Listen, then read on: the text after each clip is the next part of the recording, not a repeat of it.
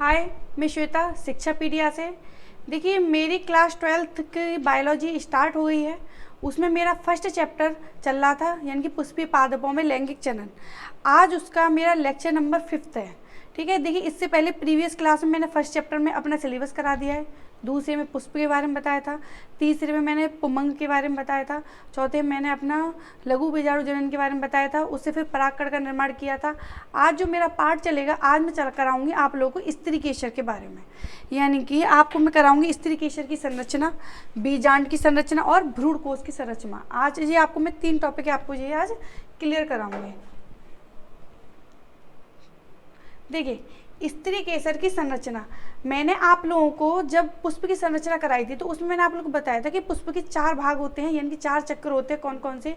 बाह्य दलपुंज, पुमंग और जायांग। मैंने आपको बताया था जो पुमंग होता है वो काम करता है हमारा मेल का, ठीक है, और जो हमारा जो जायांग होता है यानी कि वो किसका काम करता है?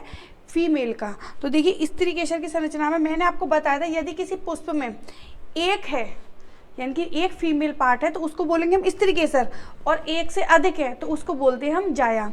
देखिए, जायांग हमारा कुछ इस तरीके से दिखाई देता है।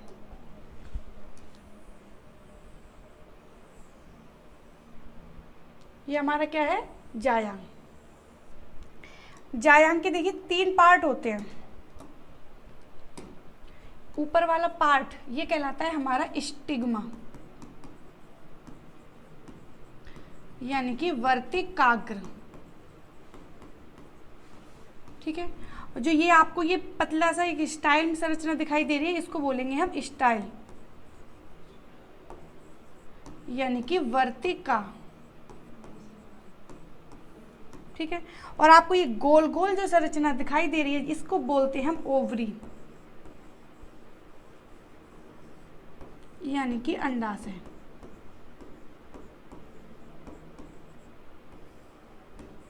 क्लियर है?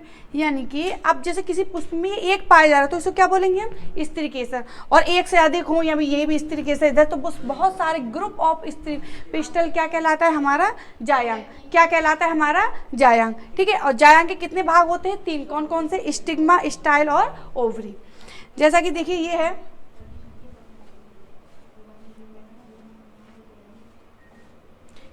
देखिए ये है हमारा जायांग,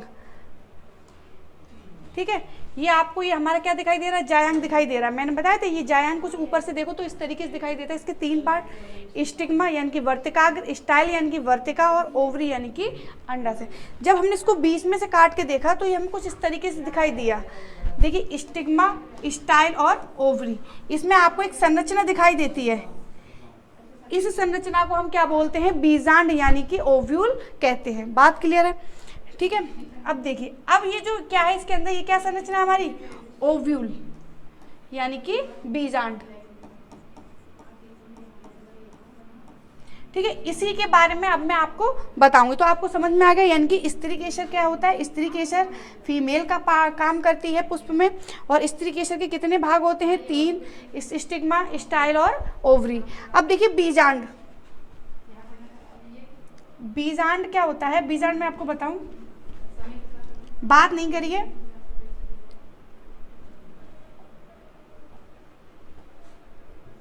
देखिए, इसमें आपको कुछ एक इस तरीके से तस्तरी नुमा संरचना मिलेगी, ठीक है। इस तस्तरी नुमा संरचना को हम क्या बोलते हैं? अपरा, यानी कि प्लेसेंटा, ठीक है। अच्छा, इसके ऊपर एक और संरचना निकली हुई होती है, इसको बोलते हैं हम बीजांड व्रंथ, बीजांड व्रंथ, ठीक है। एक कुछ इस तरीके से और संरचना होती है, इसको बोलते हैं हम बीजांड काय,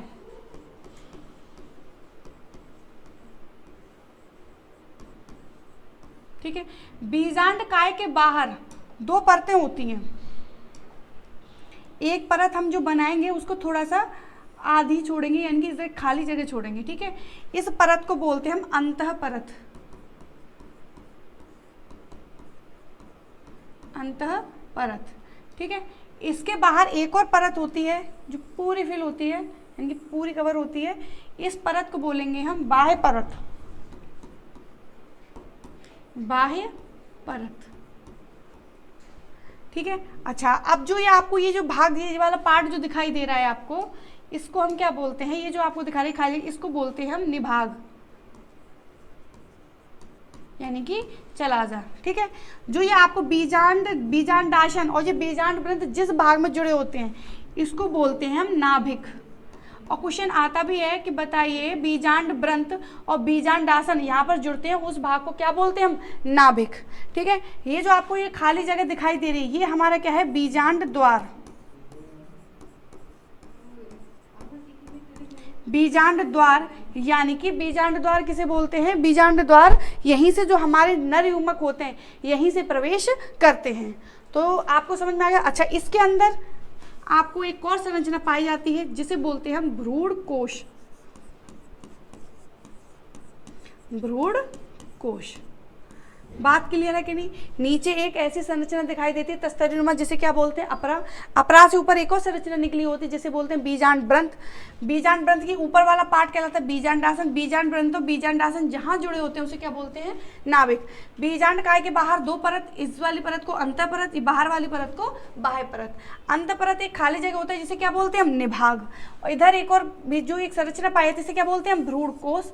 और ये जो खाली जगह ये वाली संरचना होती है इसे बोलते हैं बीजांड द्वार, यहीं से हमारे नर युग्मक प्रवेश करते हैं। बात क्लियर है।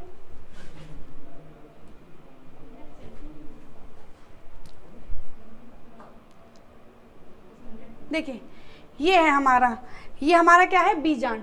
कभी कभी देखो आपको किसी में जो बीजांड द्वार है उस वो थोड़ा सा नीचे को होता है, कभी कभी किसी में बीजांड द्वार का मुंह ऊपर भी हो सकता है, जरूरी नहीं है कि नीचे ही होगा, तो ऊपर नीचे कहीं पे भी हो सकता है, ठीक है। तो देखिए ये हमारा क्या है,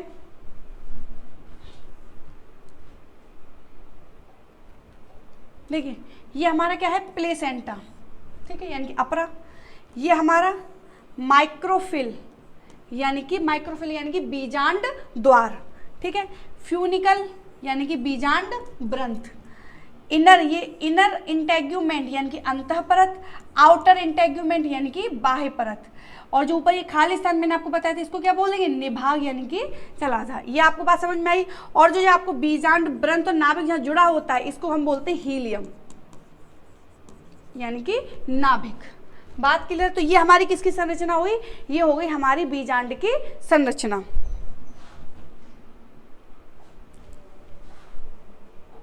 देखिए मैंने आपको बताया था बीजांड काय के अंदर एक और संरचना बना पाई जाती है जिसे हम क्या बोलते हैं, भ्रूण कोश की संरचना, यानी कि स्ट्रक्चर ऑफ एम्ब्रियो शैक।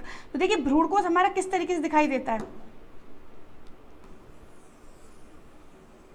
भ्रूण कोश होता क्या है, भ्रूण कोश हमारा होता है 7 कोशिकीय,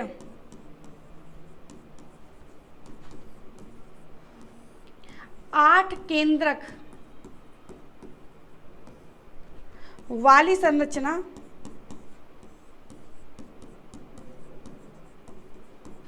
भ्रूण कोश कहलाती है।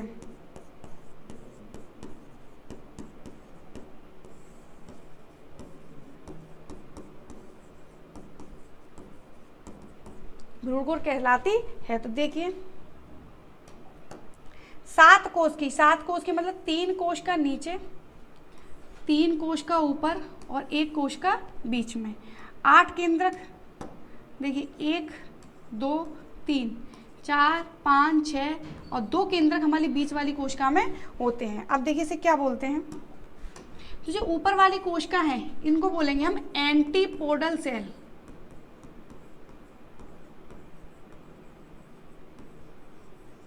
यानी कि प्रतिमुख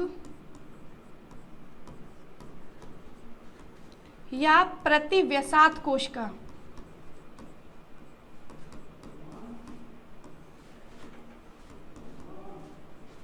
ठीक है, आपके जो ये बीच में ये कोशिका पाई जा रही है जिसमें 2 केंद्रक हैं, इसे केंद्र में पाई जा रही है इसलिए इसे क्या बोलते हैं, केंद्रीय या ध्रुवीय कोशिका।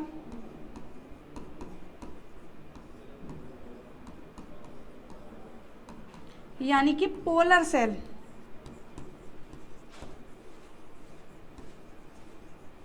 ठीक है। अच्छा, आपके जो ये बीच में जो मेन कोशिका है इसको बोलेंगे हम एग सेल। यानी कि अंड कोशिका।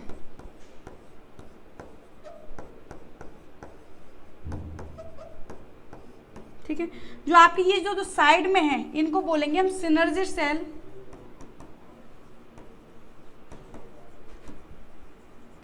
यानी कि सहायक कोशिका।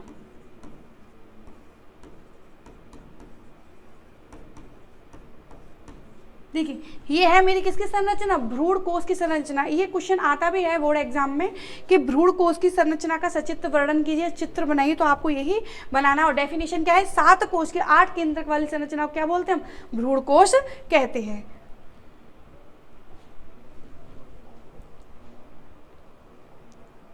देखिए ये है मेरा भ्रूण कोश। भ्रूण कोश में मैंने आपको बताया था जो ये वाली कोशिका है एंटीपोडल सेल, यानी कि प्रतिमुख या प्रतिवसात कोशिका। ये प्रतिमुख या प्रतिवसात कौन सी भाग की तरफ होती है, चला जाए, यानी कि जहाँ जिधर साइड निभाग होता है उधर साइड हमारी पाई जाती है कौन सी, प्रतिमुख या प्रतिप्रसात कोशिका, यानी कि एंटीपोडल सेल पाई जाती है। ठीक है, जहाँ बीजांड द्वार होता है वहीं हमारी 3 कोशिका पाई जाती है। इनमें से जो 2 कोशिका होती है जिसे क्या बोलते हैं हम, सिनर्जिड सेल, यानी कि सहायक कोशिका। और एक कोशिका जो फीमेल गैमेट का काम करती है इसको बोलते हैं हम एग सेल, यानी कि अंड कोशिका। ये वाली कोशिका जिसमें 2 केंद्रक हैं इसको हम क्या बोलेंगे, पोलर सेल, यानी कि इसको सेंट्रल सेल भी या ध्रुवीय कोशिका या केंद्रीय कोशिका भी हम इसको कहते हैं। आपको समझ में आ गया होगा। ठीक है, तो देखिए फिर मैं आपको दिखा देती हूँ। ये है हमारा, ये हमारा क्या है पूरा बीजांड, ये हमारा क्या है पूरा बीजांड की संरचना। तो देखिए बीजांड के अंदर ये 3 सेल पाई जाती हैं, 1-2 सिनर्जिड सेल, एग सेल, और बीच में ये क्या है सेकेंडरी न्यूक्लियस बोल दो, पोलर बोल दो, कुछ भी बोल दो आप। ठीक है, और ये ऊपर ये 3 कोशिका है एंटीपोडल, यानी कि प्रतिमुखी या प्रतिवसात कोशिका पाई जाती हैं। ठीक है, आप लोगों को समझ में आ गया होगा।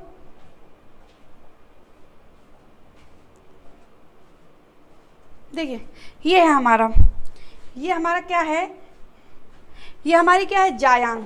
ठीक है, किसी किसी पुष्प में जायांग इस यानी कि स्त्री केसर इस तरीके से दिखाई देती है, किसी पुष्प में इस तरीके, देखो इस ये दिखाई दे रही है तो इसमें ये वाला स्टिग्मा है, ये स्टाइल, और नीचे ये क्या है हमारा ओवरी। ठीक है, और अगर इस तरीके का हमारा स्त्री केसर है तो ये ऊपर वाला ये वाला पार्ट हमारा क्या कहलाता है, स्टिग्मा, और ये क्या कहलाता है हमारा स्टाइल, और फिर ये कहलाता है। ठीक है, ऐसे ये है हमारा।